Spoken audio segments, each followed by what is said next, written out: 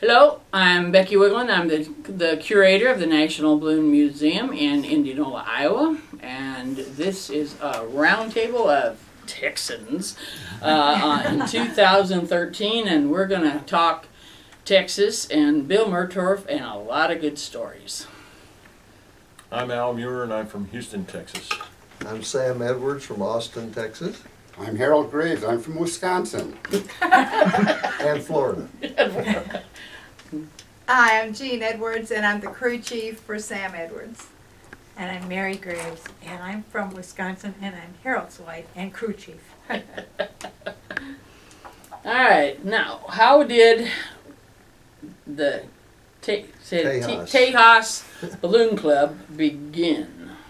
Well, Tejas Aeronauts started by Murtorff wanting to organize a group of pilots in the Houston area, and I can't remember the year. It was about probably 1976, 76 or 77, I think. We got there in 73. Oh, did it? So, yeah. Because I started in 75. Right. I started crewing for him in 74. But we organized the group for the Houston pilots. It was the Houston Balloon Pilots Association, but we wanted our own little private club. So I was out at an event one weekend with my daughter, who asked me to take her out there to watch the balloons. And while I was there, a girl was taking names of people that looked interested in hot air ballooning. And I gave her my name and phone number, and got a call the next week from the girl saying they were having a meeting to talk about organizing the hot air balloon club for Houston. And so I said I'd go, and we went, and Mr. Murtorff, who had been around the world in balloons, or around the U.S. anyway, had some ideas of how you can have a good balloon club and how you can have a bad balloon club. And we all agreed that we wanted a good balloon club, so we said, well, let's do it and buy a balloon. So we designed the balloon that night, and Bill was going to order it for us, but we didn't have quite enough money for the people that were there, so Bill and I each bought 2 shares where we'd have enough money. And so after the meeting was over, I called my wife and told her that, well, we formed the club, we're going to order a balloon, and I'm the president. and that's the way it got started in Houston. And so this was like you had one balloon, and then members that flew the balloon. That flew the balloon, and each time we flew, and one of his stipulations, he'd seen balloon clubs being formed, buy a balloon, fly to destruction, have no money to do anything, and then just go away. And so we established flight fees that we paid each time we flew it, so we'd have money in the bank for repairs and replacement. And gosh, at the end of that, I think we ended up with about, 35 members total, Gene, over the years? 27 owner members. 27 owner members. For one balloon? Well, or we after ended up with 2. 2 balloons. Oh. But even after the time that the club was in existence, we sold all the equipment off when everybody started getting their own balloons, and took the money out of the bank, and everybody got money back. So it was a real good deal. So, Bill was rather thrifty or frugal. Yeah. Well, we'll get to the super truck as far as thrifty. We'll get to that. But yeah. So how long were you just the two balloon club? I'd say, Gene, about 5 years or so? Oh, goodness. I took the club balloon to England in the World Championships really? in '77. So I think it operated probably about, what, Al, Probably 8 10. years? I think it was 10. well into the 80s, wasn't it? 80, Yeah, because I started, 70s. I went full-time in my business in 83. Yeah. And I think the club had Well- dissolved sometime right around the front end, 81 or 82. Well, that's pretty good to have 35 members and 2 balloons. There's Yeah. a lot of did everybody want to fly, or did some of them just? Well, most of the people were crew pilots. where they and were. We crewed for each other. Yeah. And, so we'd have meet once a month and have a drawing for slots to fly. And worked out real well. Well, Mr. Murtorff must have known how to do a good Well, one. he'd been all around the country, and he'd seen all this other stuff going on. Yeah.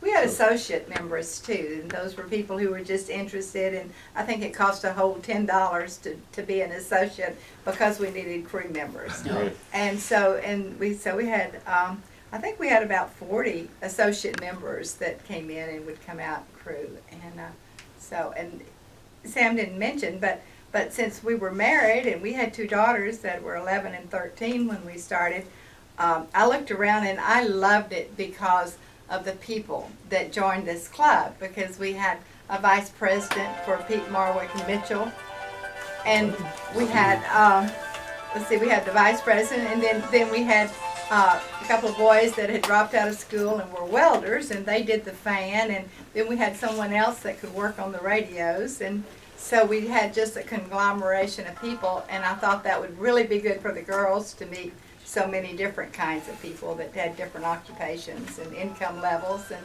the whole thing, and I was right, and it has been a family sport, I think, the whole time we've been in it and why we're still in it. I think you're right, because ballooning, you can't just, one person in the family can't be into ballooning. You're either all into it or it doesn't work. That's right. Right. Right. And a lot of these kids, and I'm sure you all, with your kids growing up, like they were talking, like the Whitakers and the Grabs and the Murtorffs, and they just grew up, and there's camaraderie on all levels, whether it's on the children's level, the crew chief's level, or the pilot's level. That's one of the most favorite things of ballooning, is there's not too many strangers in there, That's true. no matter where you are. Our kids always look forward to the events during the summer because they got to see the same people over and over again. They've got lifelong friends as a result of it. So that's what ballooning is. We came to Indianola. We were going to the Nationals were in Indianola at that time. Yeah. And we come up here and we get the kids a room somewhere in one of the dorms, and we were in another. And they'd show up for all the meetings and things they had to be, and the rest of the time they just kind of disappeared with all the other That's kids. the amazing part of Indianola. Indianola, you didn't have to worry because it was such a family-oriented event in town. Everybody looked out for each other, and the kids would go off, and we didn't have to worry about them. It was great, and they talk about that to this day. My children are in their 40s with families of their own, and they still talk about it. Yeah, Indianola's kind of a special place, and It a is. lot of the minds and hearts of balloonists, because it's kind of where things started. Right. Yeah. I mean, they were in Reno, but Indianola. People grew up in Indianola for 18 years. That's a long one span, and the same people would come. Yeah. And then when it started hopping around, then we lost some of them because it was far away. But yeah, and there were a lot of things going on. Now, Mr. Murtorff, I was reading, as far as he was a surfer, I can almost envision that, but yes. And He's a pretty good athlete. yeah, and the football and everything else. And Wasn't he the city When- champion in 210? no, Yeah, he was city champion down in Corpus Christi in the 210-yard dash. Okay, So if you say so. Yeah. I went to the same Yeah. high school he did, but I didn't know him. Oh, really? 220. No. Yeah, he was a city champion. so he was tried and true from Texas, huh? Yeah, he was Corpus Christi, Texas, Ray High, and then he went to Del Mar, and then he went in the Army, and then he came back and got into ballooning. Yeah. Well, he actually got into, I'm not sure when he bought the balloon to advertise his surfboard shop on the No. beach, but he soon found out the wind was too high on the coast. It Well, didn't he work too He was well. a roofer to support his habit. Right. Yeah. for a He even while. helped me roof a couple of rent houses I had. He helped me roof my house. Yeah. So when did you first meet him? When you started the Balloon Club, or Well, no, it was, I first met him when I followed him all the way across Houston flying a balloon. Oh, And we got out in front of him when he was getting ready to land, and he came over us and he threw us that old scraggly rope down and says, "Catch me." So we caught him and he penduled him down over some trees, and he came crawling out wearing his yellow and blue knickers and a yeah. funny hat. And he says, "Is anybody hurt?" I said, "No." I said, "What country did you come from?" And like he was an alien, he says, "I took off over in Memorial Park." But that was when I first met him. He was- that would be scary because some of his outfits, and he was a good guy, and as far as I remember him selling pins Yeah. and the beard but the super truck. every year I kept thinking, it made it It won't again. make it. Barely, probably. And then you were talking the other day that when you changed gears, he had to get underneath it. Sometimes To, it'd hang up. They would hang up yeah. sometimes. How I holy, don't know about you guys, but I went under that truck more times than I care to talk about. I worked on that truck and worked on that truck. I've actually changed the starter in 96-degree temperatures on the asphalt in a parking lot, a grocery store parking lot. And Bill was giving me a hard time. What's taking so long? How come you change it? And that was his favorite trick. Yeah. but You're not talking very well. What? You're talking about the old days. I don't remember Bill. I was never in Texas. Well, that's true. So what? I met- Well, what I want to know why? What did he have? What's this aversion of getting a truck that looked like it was going to make it from Texas to anywhere? Well, Bill was always a low buck guy. He never wasted money on things like trucks or new balloons or new clothes and Well, he things never like had that. much. I mean, he never had much to waste. No, he didn't. I know. Money was He not chose his guy. No, it wasn't. It wasn't. And Bill was a people magnet. Oh, he was. Whenever Bill showed up, people were drawn into him Yeah, because he was an absolutely. interesting person, and he had a very relaxed personality. He was a character. So, I mean, one of the. and he didn't have to impress anybody or do anything special. He just enjoyed himself and enjoyed what he was doing. His love of ballooning was infectious. Oh, I mean, yeah. it was infectious. Everybody that was around him. I mean, he loved to fly. Simple. I think every one of us can vouch for that. And we're the same. I mean, that's what's kept us in this business for so long. Yep. Just love to fly. yeah. And Bill was a lot smarter than people give him credit for. Some of the things that have gone on, the stories, you want to get into some of the stories. In that club, there was a couple named Mary Lou and Vernon Henry. Now, Mary Lou was, I wouldn't call her a women's liver, but close. She's pretty pushy. Pretty close. And so anytime there was ever any indication of something had to do with, male chauvinism, Mary Lou was right in your face. So she decided to take Bill on in this deal, and oh boy, and then the first flew, it was so much fun. And Bill had a newsletter. Oh, In yeah. that newsletter, he published all of this stuff. And there was just enough truth in a lot of the stories that people believed it. And so he started an organization called SAL. Yeah. Superiority. Save our women. Yeah, save our women's that's what the guys would say, but it was superiority over women's what it was supposed to be. And then the women, Mary Lou and some of the girls started one called WASP. Women are superior pilots. And it went from there. And then Bill put that deal in the newsletter that said if God wanted women to fly, he'd have painted the sky pink. And it went from there. Well, here in Indianola, Donna and Denise Whitaker decided they were going to have a meeting of all the women pilots. So they had this meeting. Well, she was dating one of the girls, Denise, I guess it was dating Kevin Poppleman, another pilot, an older pilot, a long time. And Kevin and I got together, and I said, hey, I have a friend. Right here's a pig farmer. I said, let's go get a couple of piglets and turn it loose in the meeting. Oh, And we dear. did. And I'm telling you what, we never heard the end of that. Yeah, I had a pig at one of the banquets too. Oh, really? Yeah. Give it to They it. were Give it keeping to it in the Oh. bathroom, and every time I go up to go to the bathroom, they'd run get the pig and hide it somewhere. Yeah, it was in the girls' bathroom part of the time. This was the head of Sal. Oh, This was I the tertiary see. head You were of the Sal, president right of that here, too, right huh? here, yeah. Ah, I was trying to figure out where did that pig come in. But oh yeah, okay, all right. Well, this was during the the 60s when or 70s when women's lib was really kind of at its height, and with the two girls that we had, and I was kind of a silent women's liver, and I was determined that That's the only time. I wanted my girls to experience life and everything, and one of them ended up an attorney, and the other one was an architect, and so it was a kind of an interesting time for Sam, and he was old school and I was new school, so but we had a lot of fun with it, and the girls did. One time Sam was inflating the balloon, and I think we'd just gotten a new skirt, and we had written let's see, what was it? Oh, what was the women's slogan back then? But at any rate, it was I can't remember, but it was National on the bottom of the Organization skirt. Now. We had National put Organization letters Women. on the Oh, yeah, skirt. yeah. So he inflates it, and It we said, stands up. "Oh, Sam, let's take pictures." And so here's the skirt, this beautiful balloon, and the skirt, and superiority over women. or not now, but anyway, Superior over men.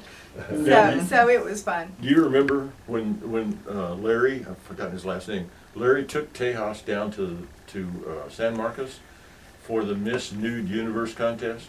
We heard about it. And they had pictures of him in the basket. And of course, they ended up in some magazine, and Mary Lou found them. And Tejas was in the picture. Do you remember? She went ballistic. I think somebody had a license suspended or something at other end of all of that. Well, I think he was invited to leave the club or something. So. Yeah, that was fun. So Bill, we all learned from each other. I mean, we did. We learned from each other. Bill had been flying longer than any of us when we started, of course. And so we learned, by watching and doing and so on. Well, we used the drop line a lot in the early days. Yeah. Before we really learned to land properly, we'd use the drop The line. Picard vent system wasn't very Yeah, good. It was exactly. down to the equator. Exactly. Did you all have Picards? The club had. Oh, yeah. the club. I was Okay. a private owner, Yeah. so I ended up with the barns. I ended Okay. up with in fact, on my Balloon- check. Balloon Works, man. Yeah, I ended, Balloon Works, yeah, yeah. right. Firefly. Anyway, I came in on my check ride and Bill said, "Can you make that field right there?" Sure. I pulled the top out of the sucker, come screaming out of the sky and parked it. Bill got out and kissed the ground. He could not believe how fast that thing came down. I said, if you vent through the top, it works better than the sides. Well, we were very inventive at that time. One time we had two of our balloon club members that decided to see if you could survive, what was it, a 50-foot Oh, fall? yeah, drop. Or Yeah, drop. fall. And so they went to 50 foot and opened, Pull the top. pulled the top out, Oh, dear. which was a panel that just Yeah. opened, and once you pulled it, I mean, you were coming down very rapidly. So, at any rate, but they decided they never wanted They to only do did that. that once. And nobody else tried it.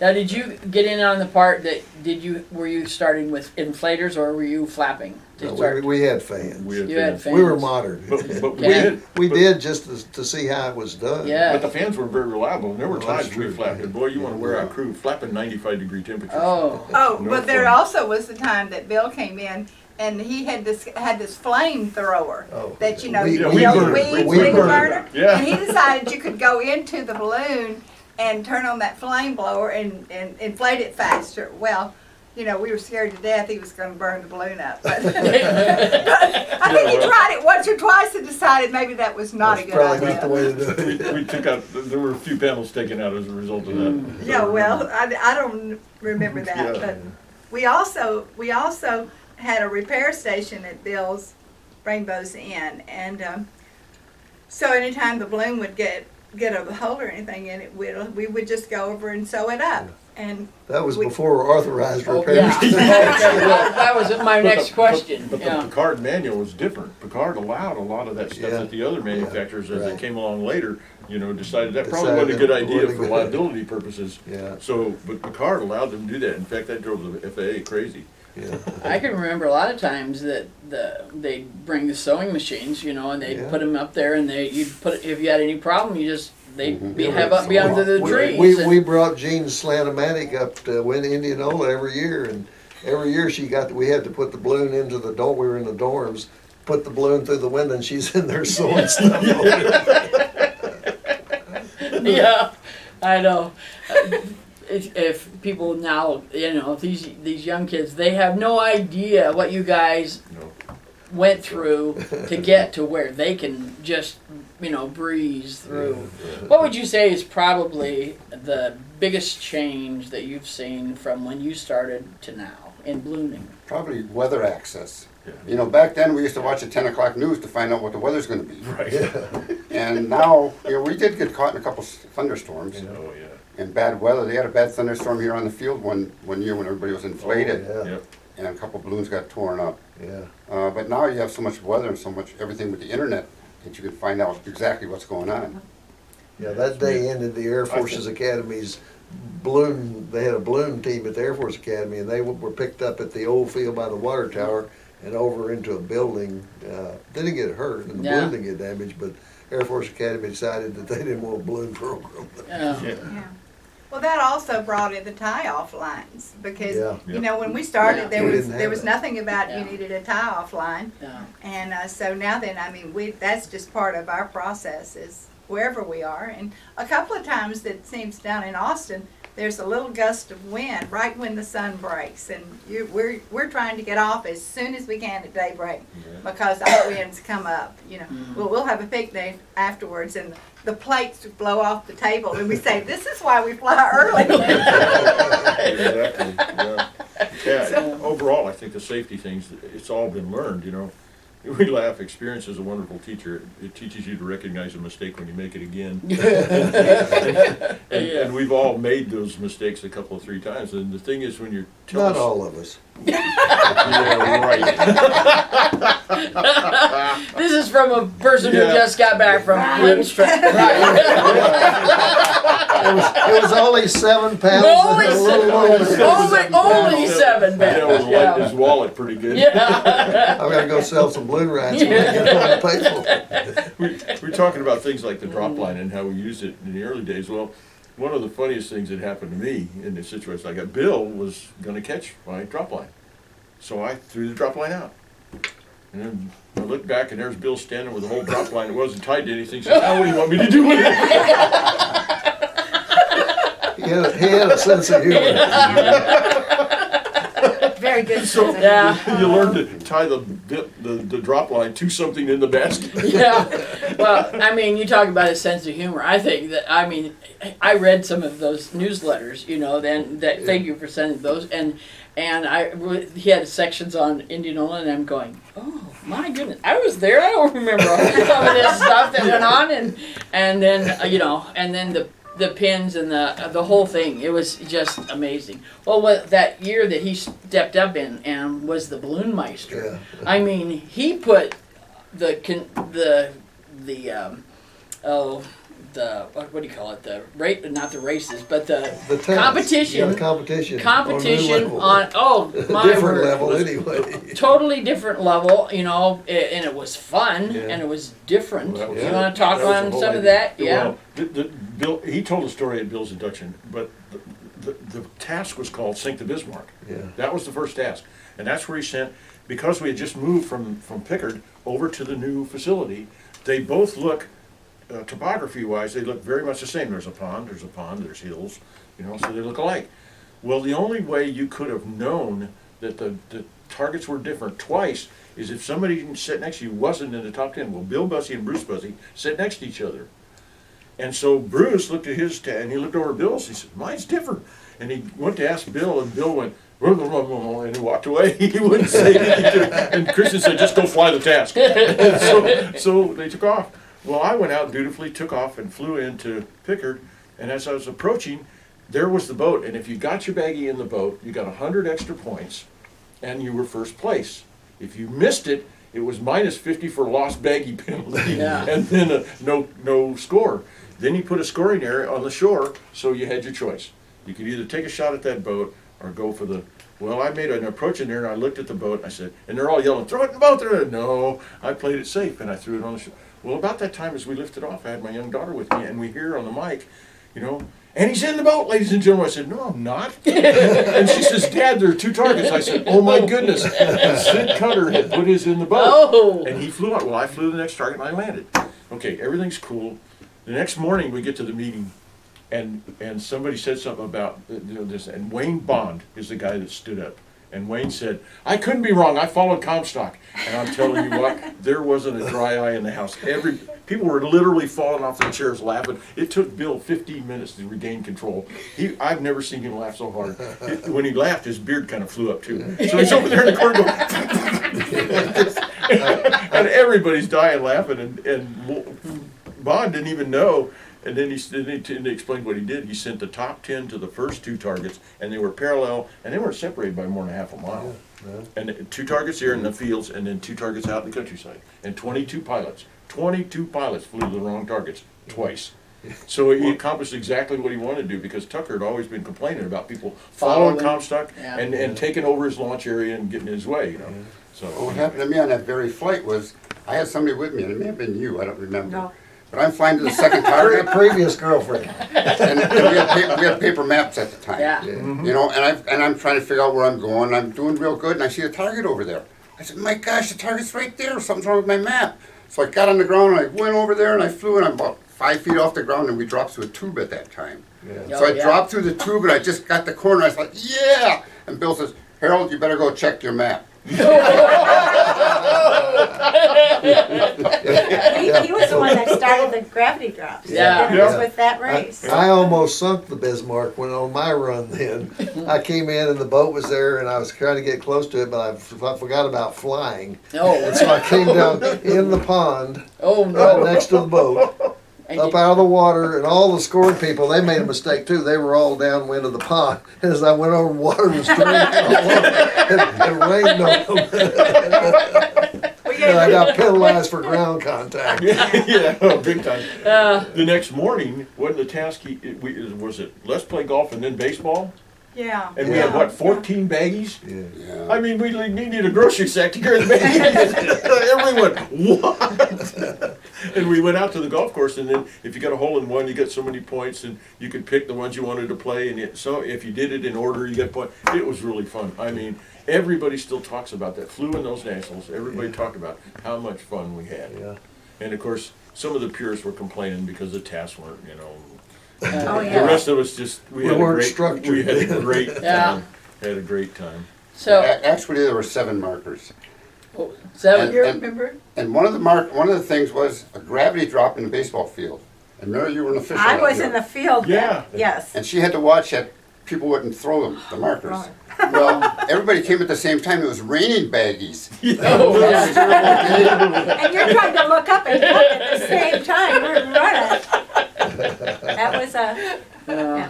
He had all of us as officials one day at least to give us a chance to experience it. Yeah. So Bill was a balloonmeister in a restaurant, and Bill says, Harold, what would you call for a task? I says, what I would like to see, Bill, is like a 12-mile fly-in, or at least 12-mile distance, and take off any place you want as long as you're off the map.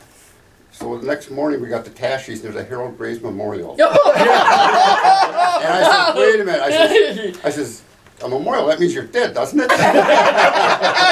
Well, people might want to kill you after you can do it your idea. So Yeah. he had the task where anybody take off as long as you're not on the competition map. Well, a lot of people were upset with that. They said, oh, that's not good for landowner relations because, you know, and Bill did a lot of things like that. And some of the people didn't like some of the things he did, but he did it for fun and, you know, just enjoyed doing something different. Yeah. But I know people still talk about. I remember he did I think the duck. He had rubber duck in there, and they threw it in the swimming pool or in, Oh, yeah. in the Yep. in the there. It was. You just never knew. You'd go, now what do you think we're gonna Yeah, do? well, what's yeah. next? Yeah. Well, they call it here the Dick Drake Memorial Duck Drop. Yeah. Yeah. Well, Bill had, I think he took that idea from that situation that happened, and they put kiddie ponds out, Yeah. you know, pools, and we Yeah. tried to throw the ducks in the pool. Well, he tried to get some of the fun that Albuquerque had into the seriousness Yeah. of the Nationals. Yeah. I mean, because this was stuffy. Well, yeah.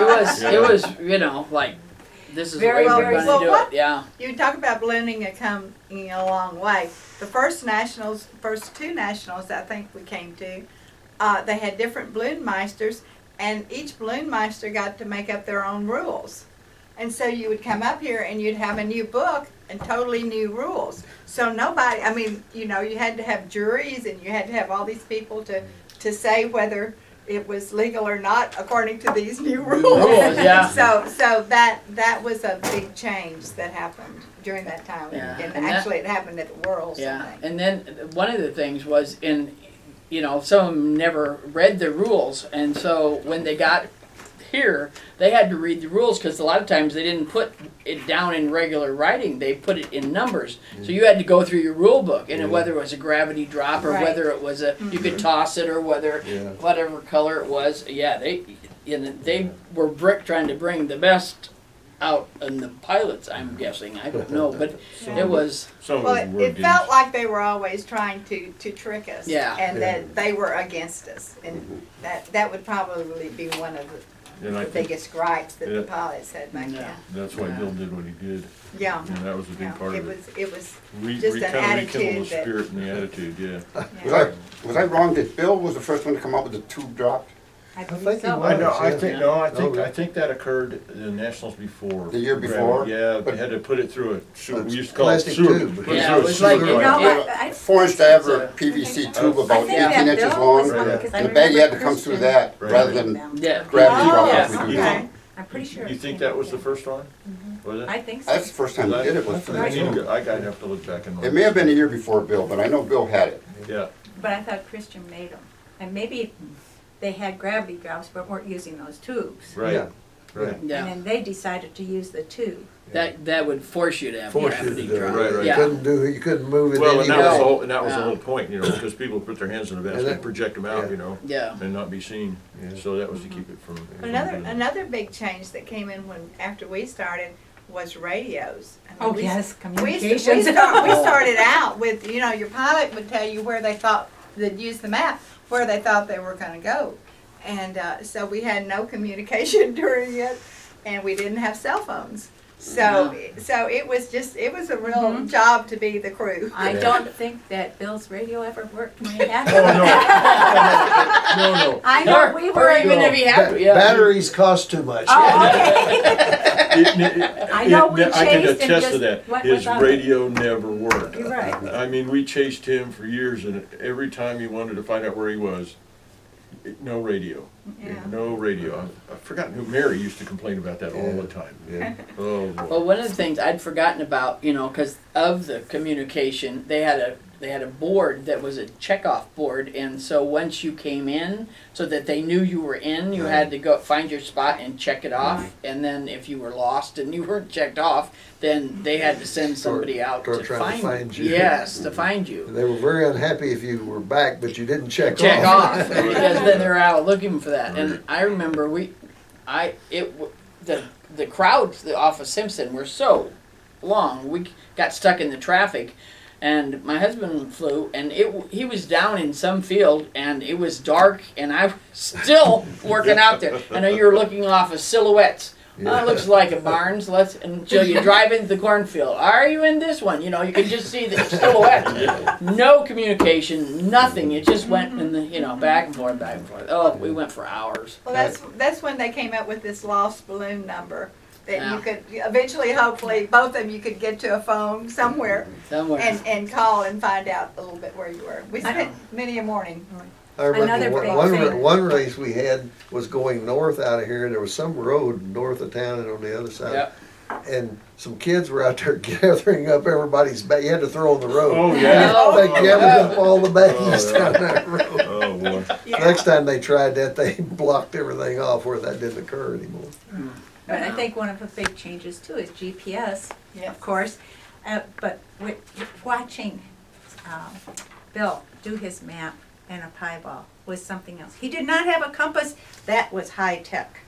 No, He told me. no, he used a little Boy Scout compass about that Oh, big. half the time he didn't. He took his map, found the road he was on, lined it up, Right. put the pie ball up, and watched his map. If it was going in the right direction, fine. Then he would go.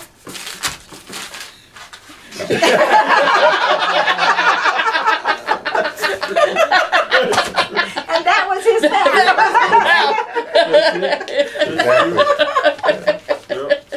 But I can remember when he was talking about Al Nels, the year that he won. Wow, they're using these sighting compasses. I mean, what's a point of doing that? Right. I mean, That's cheating. I mean, they got so much stuff.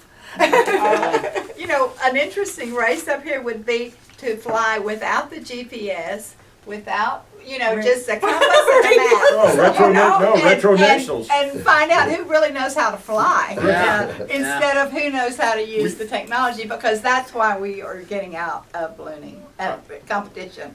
Is because just the trying to do all that GPS and work and all is just. I don't want to do that paper map stuff anymore. I've gone at the wrong intersection too many times. Well, you have to admit. I walked up to one basket the other day, and I think, who is the guy that lives in Florida? Jeff Thompson. Jeff Thompson. He had the map. It was on a iPad or some kind of pad, Exactly. and it had a little arrow that told him where he was. Absolutely. Jeez. Yeah, it's a moving map. It's Yeah. a moving map program. Yeah, Yeah, and it ties to the GPS. yeah. It even can have the PZs in it, so that, you'll see them when they're Yeah, coming up, yeah. and tell you what altitude. I mean, it's amazing what they Well, got. You might as well Sam fly a doesn't simulator. use a GPS. I use Harold. You might as well fly a simulator, anymore. Yeah. I'll never forget flying with Al Nels at one of the nationals. And I'm flying, and I don't have any of that stuff on board. And I'm flying, and I see the target, and I make an approach. And I look over here, and I can't even see Al Nels in the basket. I said, what in the heck's going on? And I make the approach, and I do pretty good. I get it within 30 feet or so, maybe the leg of the X.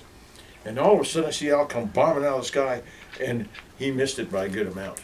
And he lands. And I walked over to his basket, and here he is wedged in there with all of this electronic stuff, all this moving, mapping, GPS and radios and all that stuff. And I said, Al, get rid of that stuff, start flying the balloon like you know how.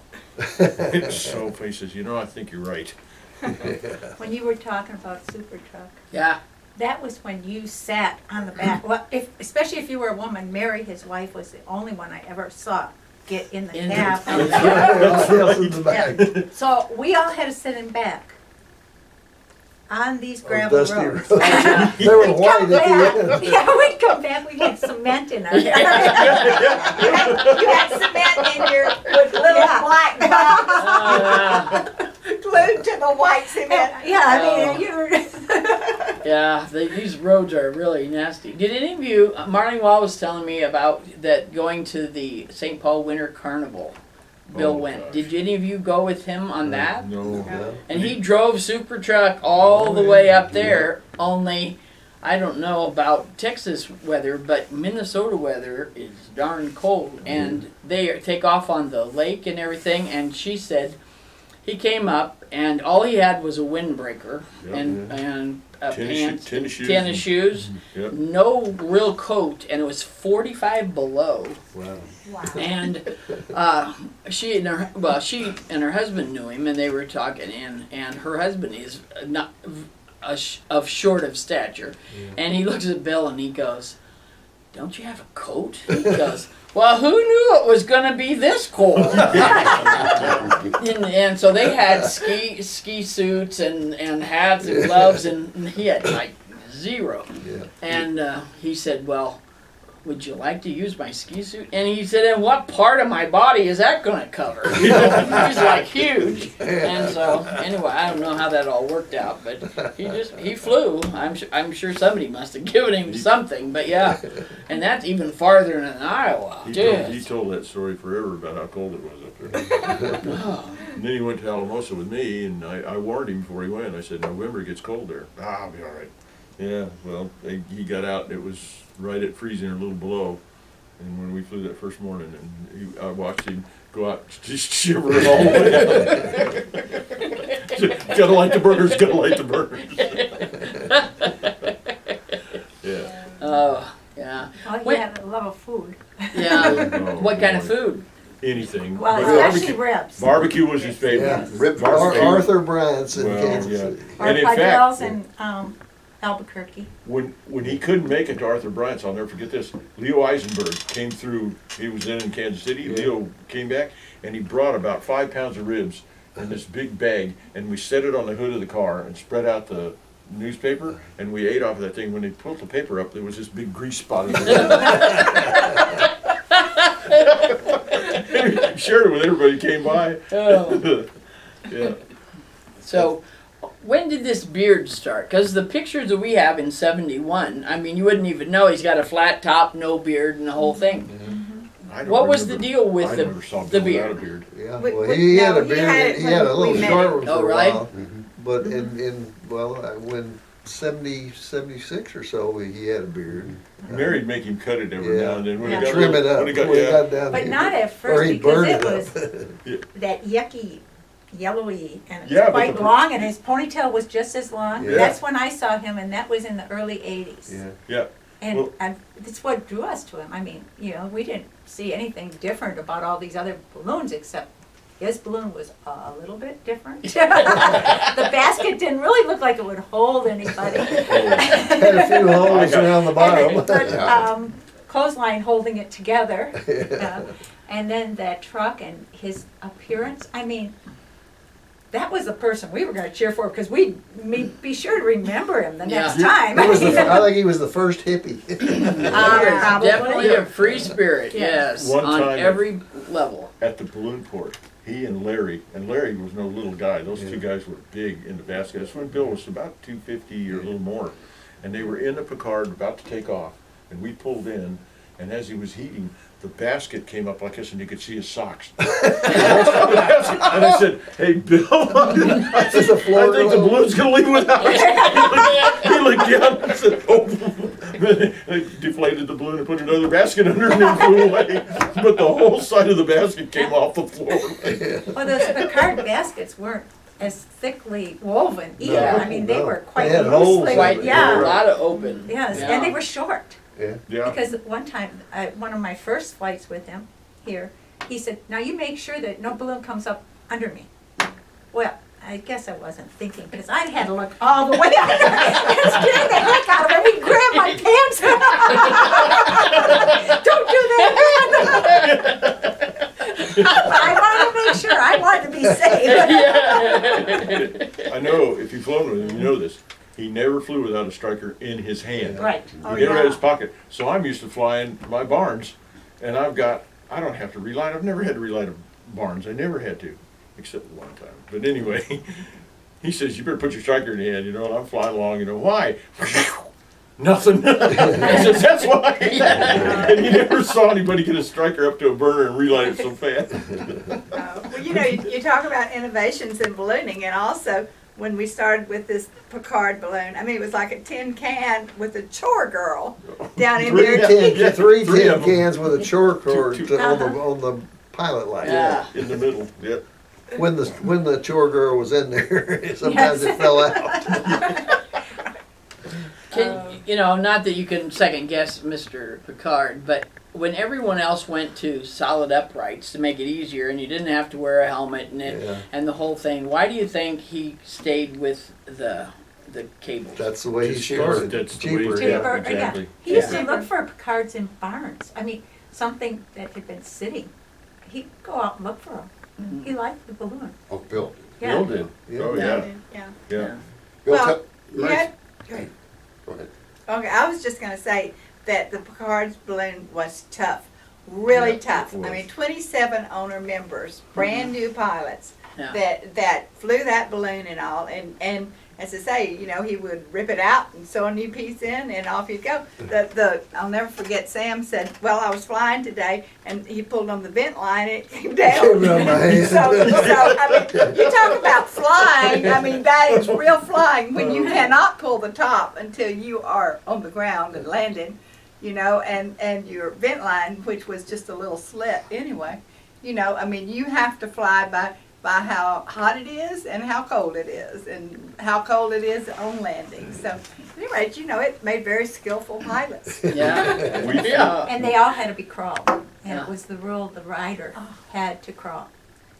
At least in Albuquerque with us. You're saying that crawl? Crawl the balloon. Crawl the balloon. You would To- crawl. In You order to didn't- get the you air couldn't out of it, squeeze out. you had to crawl Yes, the balloon. beginning Yeah. And we didn't You have had the to things sit we on your have. hands and knees we and just pull. call it milking, and not No, crawling. you you couldn't couldn't do milk- that you with couldn't the milk the Picard. Picard, you No. killed No. it. Too heavy. The fat You was had too to- heavy. The You had material to was get too. down on and Yeah, walk that's crawl around. it. Pull it Crawl up. it. We flew a flight. I bet you guys remember this. We flew a flight and ended up out in Hempstead. Remember that in fast winds? And Bill came down, and a buddy of mine was here from back east, and I was sharing ballooning with him, Jim Gilwer. And Bill landed, and he had a young lady on board, and he couldn't get the top out. And so he dropped his drop line, and I tackled that sucker, and I yelled, "Jim, grab the drop line!" And he drug us on our faces all the way across this pasture through cow patties. I'm not lying. Right there, like this. Put your head down.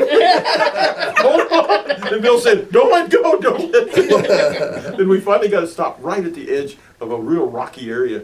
And then he couldn't get the top out. What had happened was somebody had snapped the Velcro, the the cape well on the Cape top well, yeah. had gotten the cable twisted, and Around he didn't check it before he left, and he'd snapped that sucker shut with that, whoever put the top in it before, you know, the flight before, and snapped it in there, and he couldn't get it done. I literally went hand over hand up the floating load tapes and reached up and opened the top, hooked my elbow in the hole and opened the top to get the balloon down. I mean, Right. while it's rolling around like this, it's swinging like a rag doll. Got one hand in there was in the probably shaking Velcro some of and that pulled stuff it out. out. Yeah. Well, no, then you catch the hell that afterward.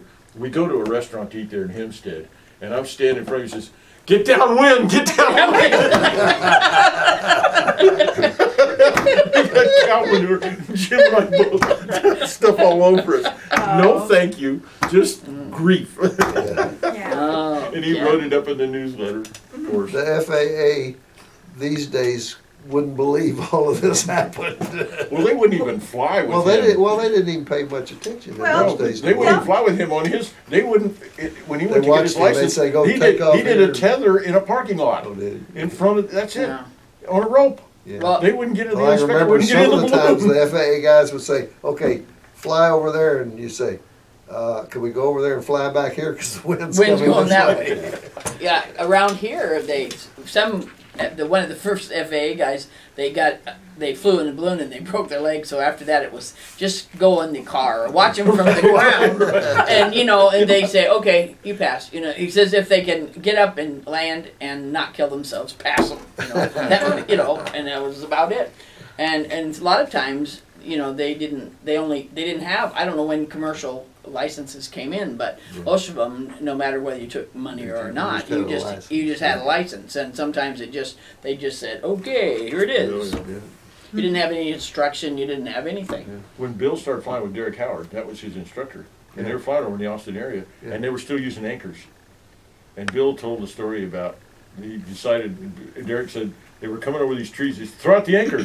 Well, he did, but he threw it a little early, and it hooked in the top of about a 65-foot pine tree, and so it went like a lever. Bam! Bam! Bam! He said, "Like to kill them both." He said that was it. They cut the rope, left the anchor hanging in the tree. Never used an anchor again. Yes. The archaeologists who like that one. Yeah. How he got up They there. probably say, "Yeah, how did maybe the water covered this at one time in a boat left Yeah. the Phineas fought around the world in 80 days. Now, when they moved to Mexico, did you guys go down there and did he fly down in Mexico and Yes. and He flew. Yeah, oh, We yeah. didn't see. I spent a week with Bill about a month before he passed. Mary and I went down there for about a week. First he set us up with a hotel room because he wanted me to stay at his house. And I said, "Bill, I don't like staying at somebody's house." He said, "Well, I'll get you a hotel room." So we go to the hotel room, and it was like $8 a night for the hotel. But the room was like a glass enclosed porch. And, with the hallways around it, Yeah. we're going to sleep out in the public. So we ended up staying at Bill's house. Oh, and the bell, he couldn't wait for the bells to start ringing because it was right on the square. Like 4 or 5 in the morning, bells start Oh, ringing on the yes. square Oh, of yeah. church. Yeah, and the Hardin. But Yeah. Bill had a balloon down there, and he formed a club type thing. They would meet next to the church at 6 in the morning, Right. and the bells would ring at 6, and then they would leave for to go flying. I think they did it because I went with them twice, and so maybe they did it on Tuesdays and Thursdays or something like that. did they each have a balloon or were they No, sharing no, or no, what? It's just Bill's balloon. Just Yeah. Bill's He had an balloon? old balloon, Oh, and it had a peel top in it. This was what, Tequila, mid-80s? Tequila Sunrise was Yeah. the name of the balloon he brought down there, and he had IKEA there too.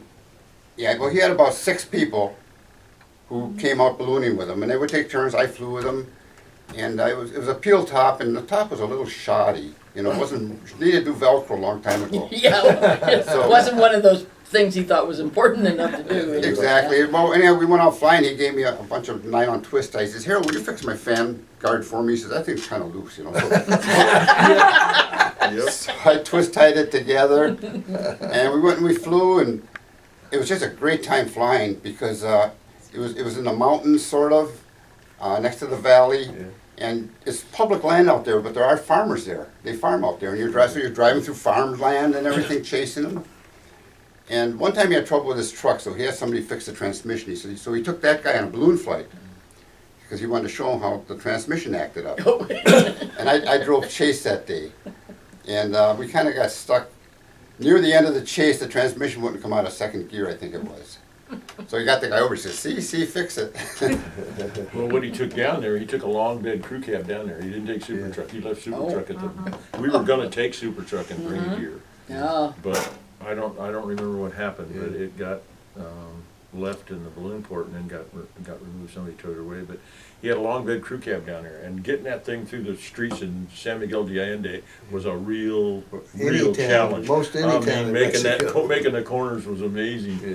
Because I went down after he died, Mary, we went down to scatter his ashes, and I ended up driving that truck down there, and I'll tell you what, that was amazing.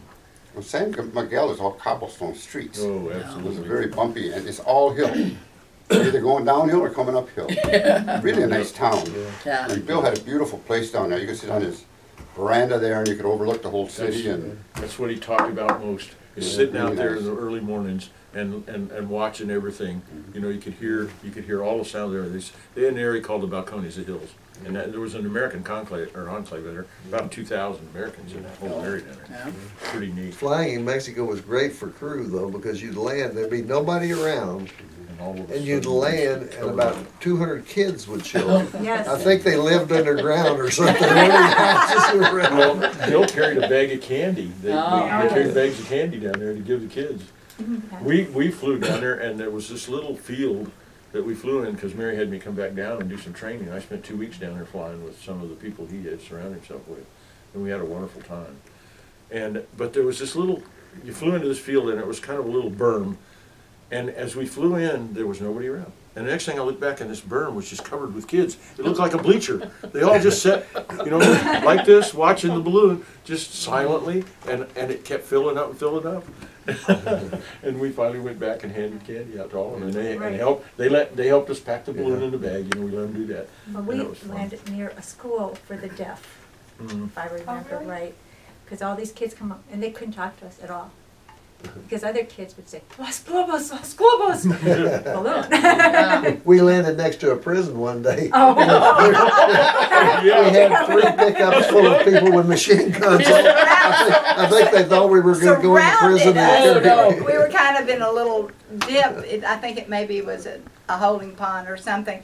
And they came in the trucks, you know, they had their guns, and they just surrounded us like this, you know. And then the officials came down and talked to Sam and all that. And asked us not to come back. It was, yeah, not to come back to the prison. So we tried to go really high over the prison. Do you remember the name of Bill's favorite restaurant down there? The Bougainvillea? Do you remember that? San Miguel, Yeah. we went to a different restaurant every night. I know, it was, the place has got, somebody said there were 136 restaurants in that. Well, the deal was, when I was down there, I would buy dinner for Mary and Bill every night. That was my room and board. Yeah. And every night we'd go to a different restaurant, and Bill just loved that because Okay. he just enjoyed free food. Oh, absolutely. Yeah. You were saying that some of the little kids, when they came up with his beard, that they all thought he was Yeah, they say, yeah. you'd be walking down the absolutely. street and the Oh, kid would yeah. say, Santa Claus, ho, ho, ho. Yeah. And Bill would say, oh, I gotta trim my beard. But you would get that all the time, Santa Claus, ho, ho, ho. Yeah. The one in Alamosa was so cute. I mean, I told that story out here, but that little girl it was just so funny. She just took a hold of his pants like this, and he looked down, was going to be very obliging. She looked up, she said, Santa Claus, is my bicycle ready? Bill said, yes, it's a little blue, and I caught the parents over there going, it's red, it's red. Oh, it's red. It's red.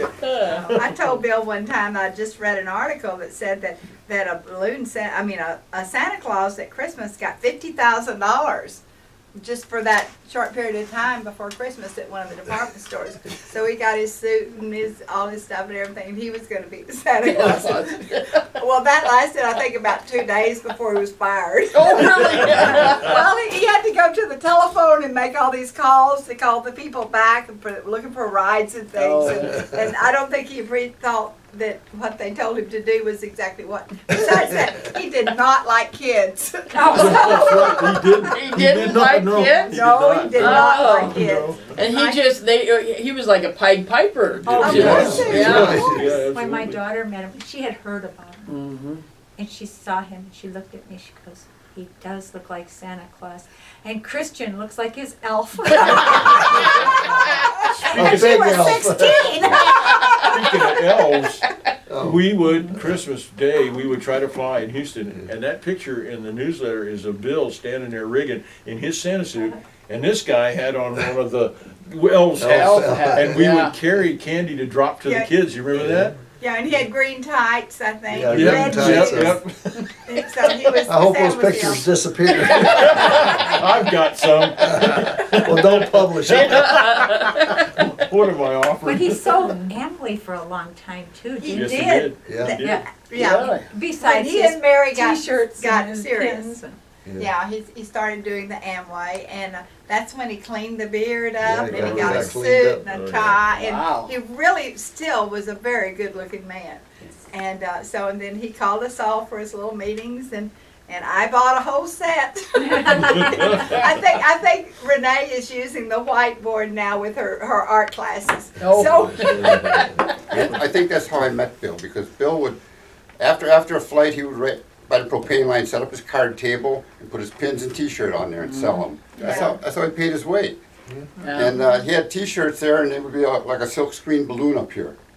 And those were actually the first balloon T-shirts. Yeah, I was gonna say Yeah. he He started brought that. probably the first pins and the first T-shirts Yeah. for the vendors. Do you remember his He first? And then it blended, went from right. there. Yeah. right. He told me one time that he had seen some kind of sports deal on a T-shirt, and he, just like he thought the balloon would make good advertising for the surf shop, he thought balloons, T-shirts and balloons would be a good match, and he didn't know he would start something that'll last forever. Do you Yeah. remember his first shirt?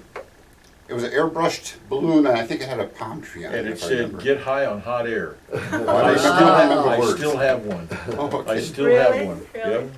Yep. Well, donate it to the museum when you get Yeah. I there. will. Yeah. I will. When you get through using it. Yeah. It's a little small now. But you remember the Christmas party at our house? You remember Yes, the oh white open yes. party? And he had a seat. He and Mary sat on that love seat. That was his seat. Nobody sat there. Do you remember what his favorite was? The one thing that just cracked him up when I've forgotten who brought it was a alabaster statue of Romulus and Remus. Oh, Robert, Oh, yeah. You remember that? Yeah. And this thing was Yeah. about this big and heavy. I mean, it was like a brick. And you know what Romulus and Remus Yes. are, right? Well, anyway, he brought this. Somebody brought it. I don't know whether Bill brought it. I don't think he brought it. But anyway, was it he like a got. white elephant? Yeah, it Yeah, was the a white white elephant elephant party. Uh-huh. Well, Bill wanted that thing. Mary didn't want him to have it. Every time he'd get it, Mary'd say, "Give that thing away, give that thing away." Well, he brought it back year after year. It came back for I don't know how many years. It was a hit for the longest time. And what he'd do, everybody knew what it weighed, so they'd go look at the packages, and nobody wanted it. So what he did was he'd make a package, and he'd put in it where it was, and he'd hide it in the dryer. Or hide it in the bathroom somewhere, and to give them instructions on where to go. And as soon as somebody opened it the second year, they said, "Oh, no." Because as soon as you got it, you were out of the train. I mean, Nobody nobody take it.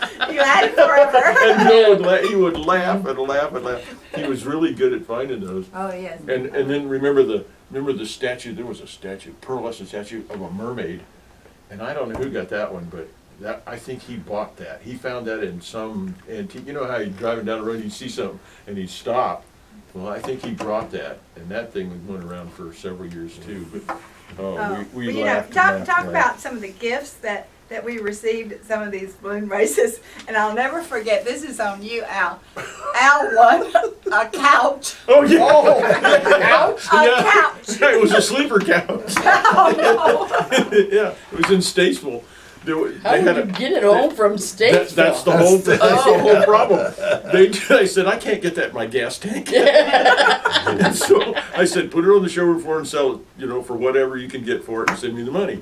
Well, after about 3 or 4 months, maybe even longer, they couldn't sell it. They called me up and said, "What do you want?" And Come they get it. Ship it. And Oh. they did. They shipped it to me. Really? Yeah. And I still, to this day, it's in my shop. I have that sleeper couch in my shop. It's been at some of my crew's apartments when they needed furniture. It's been over there. It's been back in the shop, and I'm going to have to move it now. I'm moving my shop. I'm going to move the thing again. yeah. All right, we're down to about the last minute. What's your last final thought on Bill Murtorff? Bill had a saying when he ran the Nationals. He says, "If you're not having fun, it's not my fault." Exactly. That's true He said that because often. he made it fun. That's He right. did. Absolutely. That was his whole. I think that was his whole life work. His whole attitude on life was, if it's Yeah, not right. fun, why do But it? That's he right. probably brought more pilots into this group, or the world, than anyone. Because going to schools, teaching kids how, if you stayed in school and learned some things, that you could do this. I mean, he just, and anybody near him wanted to do it. I mean, it was, Yeah, I know how true it is, but I understand he was in the school system in Houston. Yeah. Well, my wife, Talking to- talking to the actually what children, happened yeah. was my wife wrote that program. Mhm. It was she was a third grade teacher and she was a curriculum writer. Mhm. And she wrote that program using hot air balloons, an introduction to earth sciences. And I did it for a while. And then Bill took it over and did it for a while. And then I went back and did it when he quit. I did it again. But yeah, it was a great program for doing just exactly that. And Bill trained over 100 pilots. Yeah, he was interested in bringing people into ballooning. Yeah, Yes. he was. He he promoted helped build ballooning. the sport. That's the one thing, sharing the love of the sport. I mean, I don't, you'd have to look a long way to find anybody to love the sport any more than he did. I mean, and all of us here, that's why we're still in it. I mean, we're getting a little long in the tooth, but it's still a kick. I mean, it's always been, for me, it's always been my form of escape. When we flew Someday I'm together. gonna get as old as you. Yeah. Well, thank you Sam, I all. hope to get as old as you someday. Thank you all for coming, and I'm sure Bill's up there chuckling and Laughing laughing at us. and enjoying this just like the rest of us. Yes. So, thank you. That's it.